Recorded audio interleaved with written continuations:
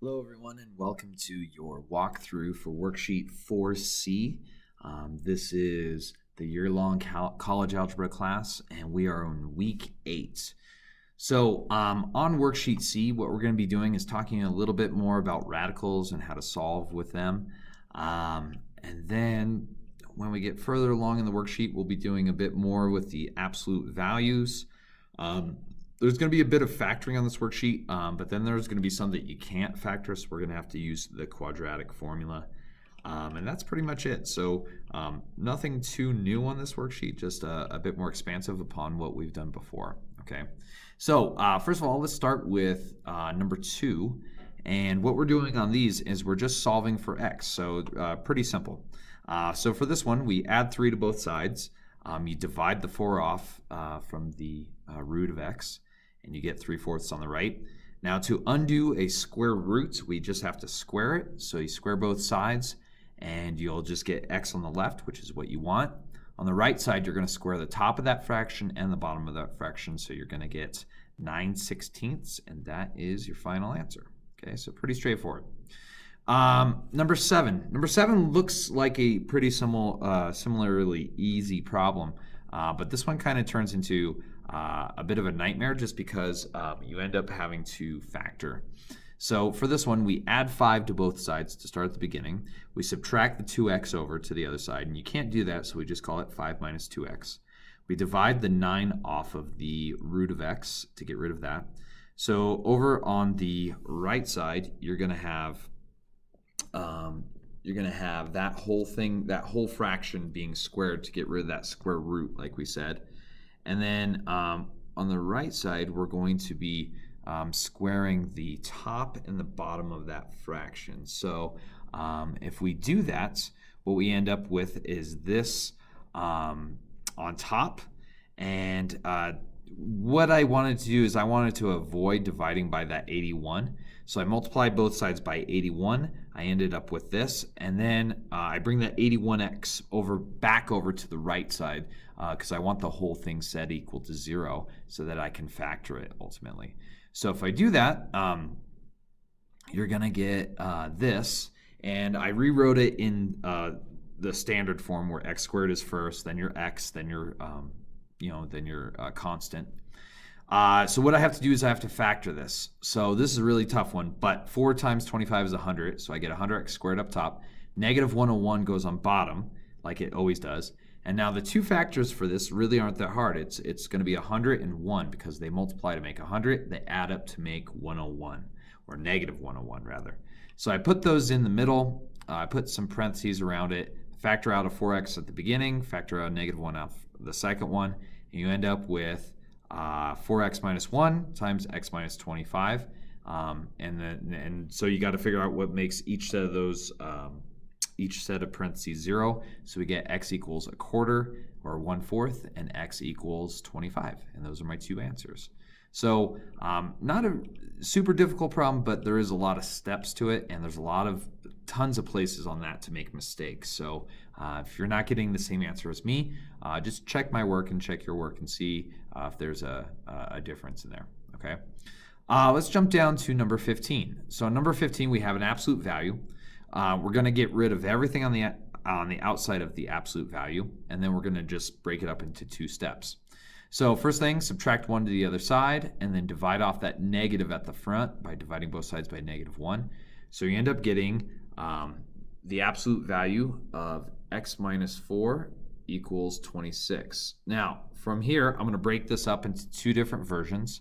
I have this blue version over the left and a negative version over the right, which is green. The blue version, we just get rid of the absolute value bars and solve it, so you're going to end up getting 30. The negative version, we call it negative 26 on the right. Just add 4 to both sides, you get negative 22. And those are our 2 answers, so pretty straightforward on that. Let's look at 18. 18, we bring the 1 over to the right side, so you end up getting x squared minus 4x plus 1 equals 0. Well, the left side looks like it's going to factor. But if you try to factor it, what you're looking for are 2 numbers that multiply to make a 1 that add up to negative 4. Well, there's nothing that does that. And so what we're going to do, or what we're going to have to do, is we're going to have to use the quadratic formula. For that, a is our coefficient for x squared, so it's just going to be a 1 because there's nothing in front of it. B here in red is what's in front of the x, and that's -4. And then our last term is just the constant at the end, so that's going to be 1. So I use blue for A, red for B, and green for C. I plug those into the quadratic formula, and we end up getting all this. I reduced it, and I ended up getting 4 plus or minus the root 12 over 2. Root 12, we can reduce that radical, so you end up getting 2 root 3, and I did that over here on the right.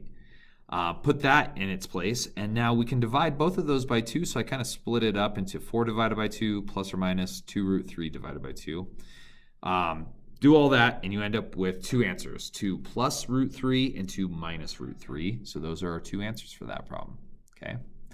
Now, the last one I'm going to do on here is a beast of a problem. This is number 21.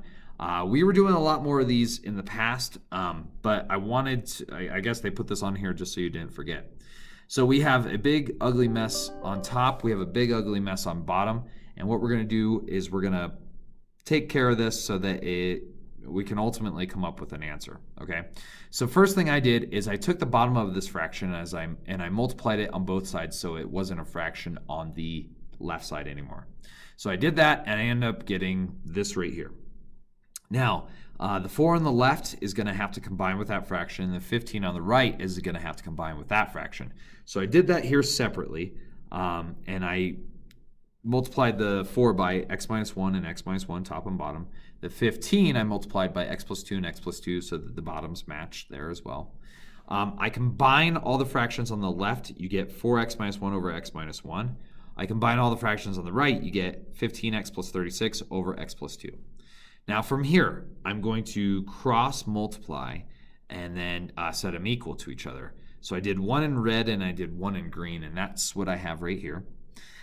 You FOIL that all out and you get this big mess, but it's breaking down. So now from here I decided to move everything on the right side over to the left. So I subtracted 4x squared, I subtracted 7x, and I added the 2. Everything cancels on the right side, we end up getting a 0. And on the left, we end up getting this. Well, I tried to factor it. I tried really hard. I was hoping it was factorable, but it wasn't. You're trying to think of 2 numbers that multiply to make negative 374 that add up to make a 14. Well, nothing does that. So you have to use the quadratic formula, which I've done here. I used red, blue, and green for the different numbers.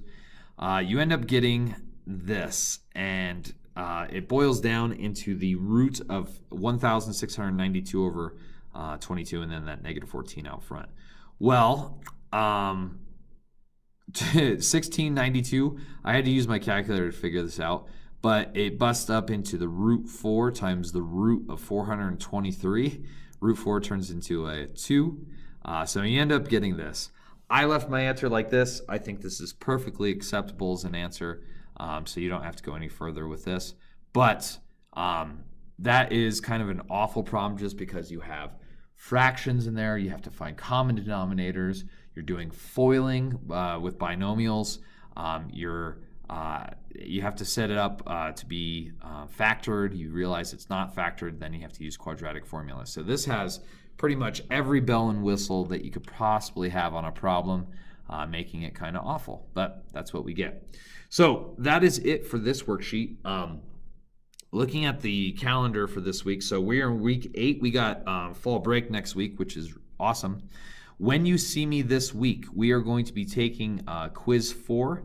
I believe quiz 4 is going to have a bit of 4A on it, and maybe a bit of 4B and 4C. So what we'll do in class is I'll teach you a little bit of 4B, 4C, and then we'll take a quiz on it. And so if you have any questions from any of those worksheets, feel free to ask me in class right before we take the quiz so that it helps you. But that is going to be it. So if you can think of any other questions that you want to email me about beforehand, feel free to do so, and we'll go from there. Okay? Have a lovely day, and I'll talk to you soon.